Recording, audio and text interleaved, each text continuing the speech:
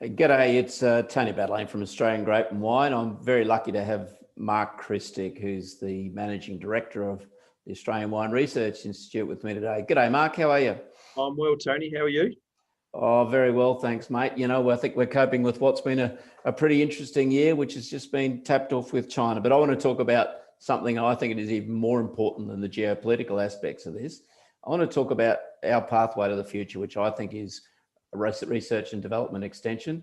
And I just want to introduce our listeners to a few of the things the AWRI is doing now and will do in the future. So first of all, I'd like to say, I reckon that the AWRI did a cracking job this year on smoke.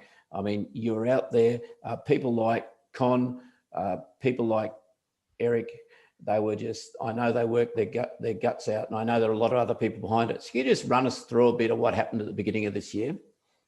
Yeah, no, thanks, Tony. I mean, basically, this time last year, we're in the midst of fires through, as you know, sort of, New South Wales and into southern Queensland there.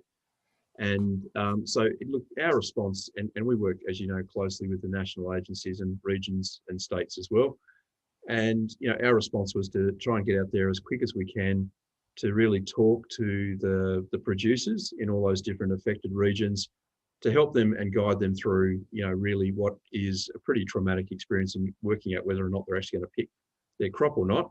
And then if they do, whether they're going to have some problems through that winemaking process and what they might be able to do through that. So yeah, Con Simos, our group manager for industry development and support, was pretty well out there in the regions and, talking with people on a regular basis. I think in those first couple of weeks we ran, I think it was something like 18 different workshops and had about 1,300 people come through those in a big way, just to really keep them informed.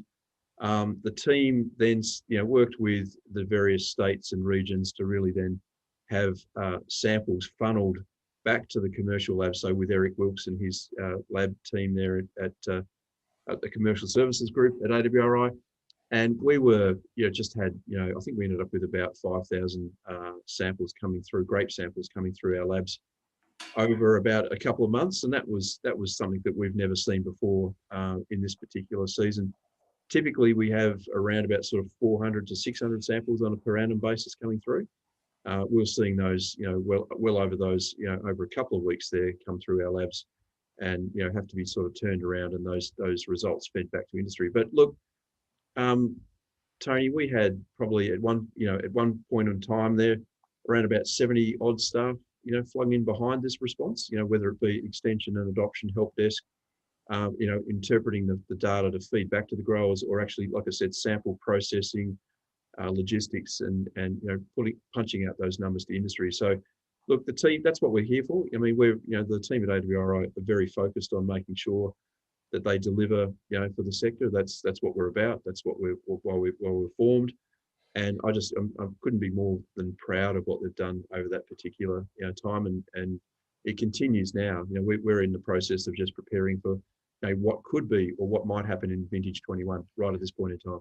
Yeah, well, let's hope it's not another one like last year, Mark. I guess the other thing, and you mentioned that, everyone takes the AWRI for granted to an extent, because you've got this incredible ability with the, people to ask questions, and when they've got a problem, grape growers tell me it's just the AWRI supports a whole lot of incompetent winemakers. That's always their story to me. May or may not be true. I won't make a judgment. But, so how do you manage to do this? I mean, a lot of people just think you're there, but how actually are you funded, and how can you keep doing this? Yeah, a good question. So really it's, through the levies that are collected from grape growers and through the winemaking levy, and that's obviously managed through Wine Australia. So Wine Australia is our key, how do I say, that they're our principal funder for the AWRI. So while they are certainly, probably funding, somewhere between 50 and 60% of all of our activities. We certainly source funding from other sources as well. But, that's where, the levies or the R&D investment that the sector makes is, matched through the Commonwealth Government funding mechanism through the Research and Development Corporation. And we apply and work with Wine Australia through a strategic partnership agreement to access that funding, to be able to, have these core capabilities that the industry and the sector can access. So it's really important. One of the things I think a lot of the sector think that all the levies come to us. They certainly don't. We probably certainly are lucky to receive around about 35% of those that total levy pool. But look, we have a good and respectful relationship with Wine Australia to really underwrite those capabilities around what we do. So I reckon that will surprise a lot of people, Mark, to think that you get such a small amount of the levies. I guess the other thing that is the really high profile and what you do very well at AWRI, in my view, is extension and the ability that you can then incorporate the results of when you get out and talking to people and bringing back into your research and bringing back into your crisis management activities. Do you see that as another vital role for you? Yeah, I think one of the important success, keys to success that we've operated over many years, Tony, is it's not just about doing the frontier blue sky science or the applied science. It's actually having that mechanism to make sure that you're feeding that back, and packaging and feeding it back to the industry and the sector so that they can actually take advantage of it. I think that's really important. And again, Wine Australia have been great in terms of making sure that they've sort of backed us as that national extension and adoption provider, and provide that sort of platform so that industry, are getting access to the latest and greatest information, and are also just adopting that, on farm or in the winery. I think that's been really, really important as a model, an end-to-end model. And not only that, Tony, I think it's really important, because you're talking to the users of the technology all the time, you're able to feed that back into your actual research design. I think that's really important as well. So, it's fine. Again, you can go off and chase research and and chase an issue and all that sort of stuff, but it's actually making sure that you design your research from the outset, so that when you've actually produced something at the end of your, whatever it might be, 2, 3, 4 year research project, that you've got something that actually plugs and plays with the industry pretty seamlessly. Yeah. So thanks, Mark. And look, I'm not going to go any further on this today, but I think that we'll have you back again, because there's a whole lot of other issues I want to talk about in R&D, which include what our strategy going forward is and what we see as the big gaps. But if you can just tell me in just a couple of words, what do you see as the biggest research gap that we need to fill? And we might not have funding for it. What's going to be the big game changer that we need to fill in the next 3 to 5 years? Yeah, look, I think there's still quite a big body of work, Tony, in and around climate change adaptation and mitigation. I think those things are really important. So I'll just sort of unpack both of those a little bit more. First of all, adaptation. I mean, we've been doing a lot of work about adapting to a different and changing environment for some time now. But looking at the different genetics in the vineyard, that we might have genetics in the winery with different yeast and bacteria strains that we have for fermentation.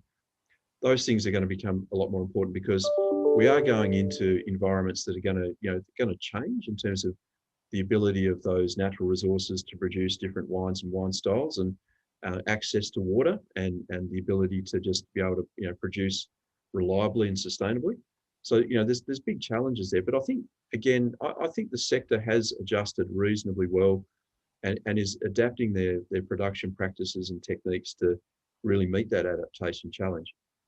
Mitigation, I think that's the one that's been a bit of a sleeper, to be honest with you, for the last couple of years. I think we can't deny our place in the global community around our emissions of carbon and so forth. I think we really do need to look at our footprint here and make sure that we're kind of doing being responsible and able to kind of walk proud amongst a whole bunch of other ag industries and the community more broadly. So that all those things link to resilience and sustainability in what we do as well. I think there's going to be some big challenges there, and I think really making sure that we're operating in an environment where we've got that license to operate from a alcohol in society and all those sorts of things, but to the use of agrochemicals in our production systems. Those things are going to become a real challenge for us in the future. I'm not sure we've addressed some of those as well as we could have. Oh, absolutely, Mark. I think the license to operate, it's got the potential to close our industry down in 10 years. Look, I know you mentioned sustainability. We will talk exclusively about sustainability in a future podcast. But today, I just want you to give a final plug for that. Obviously, that place saver in your diary for the tech conference.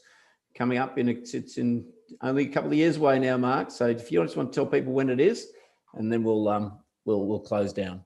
Yeah, no problems. Thank you. Thanks, Tony. So yeah, for those that don't know, obviously the Australian Wine Industry Technical Conference, it's a conference that, you know, is a partnership between obviously AWRI, Australian Grape and Wine, and also ASVO. And yeah, we run that every 3 years. It is scheduled for June 2022 at this point in time, although it all depends on how, you know, obviously the international COVID situation rolls out. But yeah, it's our showcase with, you know, obviously Wine Tech in there as a trade exhibition as well. It is scheduled, I think the dates, I think it's about the 26th of June 2022 it's scheduled for to start. And like I said, it was planned in June to back on to the Institute Masters of Wine Symposium that was also going to be in 2022. So depending on how 21 rolls out with the vaccine and international movements and so forth, we do have a placeholder for 23 in July 23, just in case, but we are pretty confident that we're going to roll forward into June 22 at this particular point in time. Yeah, thanks, Mark. And by that time, you'll have the AWRI vaccine up and running, so we'll all be okay. Thank you, Mark Krstic, and we will talk again soon. Here's signing off from Tony Battleland. Thanks, Tony.